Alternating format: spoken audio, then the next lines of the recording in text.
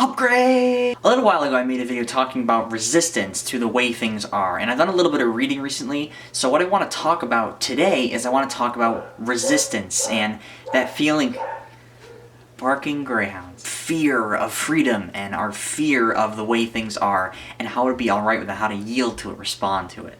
This video comes to you in 5 quick parts. There are a lot of ways in which our mind masters us. Our mind just kind of narrates what we think about, and if we're not careful, we can let it master us. We can let unconsciousness master us, and this happens in a lot of ways in which we change our perception of the way things are instead of seeing it directly. Separation and identity, identifying with things, identifying with form, having a fixed mindset like I am this when I'm not, or I'm going to be this and I'm not. Everything in here is stardust, so we tend to separate ourselves from things because we see them as different. Negativity, feeding the ego with negativity, with resistance. All form of negativity is some kind of resistance, and that's what the mind tends to do. I hate this, I don't like this, this isn't what I want. That causes a lot of suffering. There's a suffering that is internally created because we resist what is. Mind identification, identifying with things in the physical realm, identifying with this, identifying with that. You're afraid of change, so you identify with things that are fixed. Fear, we feed the ego with fear because that's what the ego wants. You make decisions out of love and embracing of the is, or you make decisions out of fear. You let fear control you. You let fear write the script of your life. The need to be right all the time, creating drama, creating problems for yourself, resisting what's happening and making it worse than it is, instead of responding to it. It's an important point. Time, perception of time. Think too much in the future and too much in the past, and that hurts us because we're not living in the power of now. This has to be this way, this has to be this way, I can't let go of this, I have the thinking about the past too much. The mind is a tool. The ego can control your life, the mind can master you, but really, it's up to you. The mind's a great servant, but a terrible master. It's up to us which one we decide. It's a choice. Okay, degrees of consciousness and unconsciousness. I've read The Power of Now by Eckhart Tolle, and he talks about how people are acting unconsciously and consciously. Okay, so conscious means you have awareness in the present moment of what you're doing. You're in the moment. Unconscious is the whole looping behavior. You're reactive to everything. In times of crisis in the present moment, a lot of people either become really, really aware of what's happening and they respond to it immediately, like an amazing feat of strength, lifting up a car or something like that. Or you have people that become more unconscious. They shut down, right? The classic analogy here that I've thought of recently is Divergent. They talk about how fear either wakes you up or fear shuts you down. One of them, waking you up, shifts you more toward consciousness, more being in the present moment, forgetting all the noise that's happening up here. You're present. The other one is, I'm going to shut down, and I'm going to go in my head, and I'm going to stand still in my tracks. Then you have extreme forms of unconsciousness, which is like sleepwalking is one version of unconscious, and then night terrors, which, look that up. Freaky as hell. Here's just a few things that the mind does to you, some tricks that they play before I get into the other part. Blaming other people for what's happening. Okay, that's shifting responsibility for you to respond to it well. So instead of doing that and changing yourself, you hope other people change themselves and you blame instead of respond. Acting your way into a feeling, feeling your way into an action. Well, that's reactive. Proactive is feeling your way into an action, that awareness. Humor, sometimes the calculating self, your brain actually uses really sarcastic humor or like facade or irony to try to hide negativity. Finding love. Okay, love is a portalway in which we love all that's manifested. Love is a portalway through you and out into the world, not something you grab and fixate onto. That doesn't work. Compulsive thinking, that's another one. Well, and consciously, that's what happens. Consciously, you can change that. Identification with an image, with being something that you're not, that you're obsessed with some image. The fixed mindset's a belief that you can't actually change yourself, you can't develop. That's another one. Attachment to external conditions, right?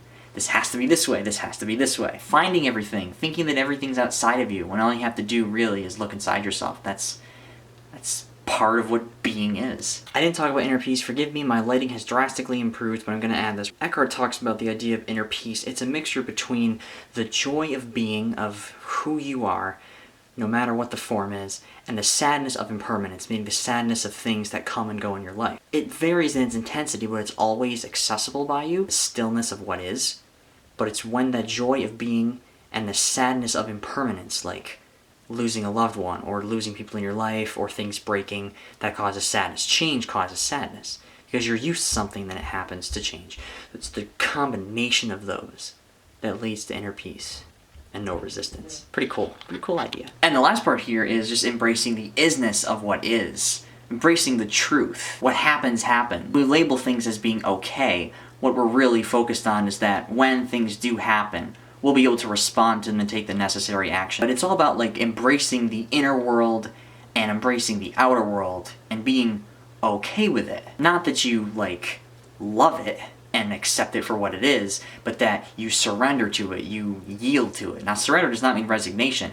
If I walk outside and my feet get stuck in the mud, I don't stay there and go, okay, I'm just gonna let myself sink in the mud or the quicksand. No, you take the action to get out of the mud. There's a difference between yielding to something and resigning to something. There's no obsession with the future and past. You can use the future and past to live in the present. The future belongs to those who can live in the present moment, because you have to live now in order to live then. We're not obsessed with time here. Focus in on what's happening instead of getting lost, dwelling on the past, obsessing with some sort of future outcome. It's the power of now. When you embrace the isness, as I've come to kind of understand, you sort of live beyond survival. You live beyond the whole competition and competing and beating everybody. Your ego wants to see the world as a threat to your survival. That's the calculating self. That's the self that wants to survive and thrive. The central self wants to connect and appreciate and grow and help others and serve and live beyond survival. Focus on what really, really matters. Not only forgive the past and the future, but you have to actually forgive the present moment. Forgive what is. The isness, as Eckhart calls it. The other thing I talk about here is the 3 things that you can change in any current situation. It's not always easy, depends on the conditions, right? But you always have that power inside of you, no matter what happens. Change yourself, change the situation that's happening, respond to it, do something in the situation to make it better, or you can just leave the situation. Get out of there. That's a response, but it's not going to guarantee that those conditions will pop up again. And the reason that I'm actually thinking about all this is because I've ordered Seth Godin's What to Do When It's Your Turn, because it's filled with very, very profound ideas about fear of freedom. Like, there's no such thing as writer's block. There's nothing to be afraid of, nothing except avoiding the feeling of stupid, and stupid is a good thing. I'm a towering mountain of ignorance, and all simplicity is a lie. The 2 pages that I want to read to you, the one on the left is what you should do, and the one on the right. Let's see which one you enjoy. This, avoid certainty, pick yourself, postpone gratification, seek joy, embrace generosity, dance with fear, be paranoid about mediocrity, see the world as it is, and be the boss of you. Versus, seek certainty wherever possible, give others the power to pick you, relieve tension, and give instructions. Take gratification when it's available, honk your horn, argue with your ex, slam the table, find a reason, teach people a lesson because it feels good, and you're entitled. Generosity is fine when it's aimed at you, but there's always seems to be a reason to focus on something you need more than taking the time or investing the effort to help somebody else. And most of all, let fear, and the fear of fear, and the fear of freedom for that matter, drive your decisions. Stand on the escalator, hollering, waiting for the man to come and set you free. Which one sounds better? Which one sounds like it's non-resistance? Which one sounds like it's resistance?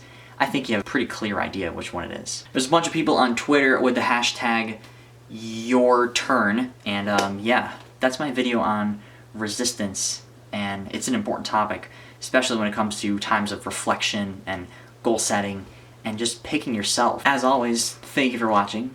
Keep creating your awesome self. Keep facing freedom as an opportunity and not a problem. It's both, but how we respond really determines what we see it as. And don't forget to be awesome. My glasses were pretty filthy for that whole thing, huh? I don't know what I'm doing for an end slate. I want to make something new for the new year. I think I might just do this right here and add stuff now and then. But I like the earth. It looks really nice with that light on now.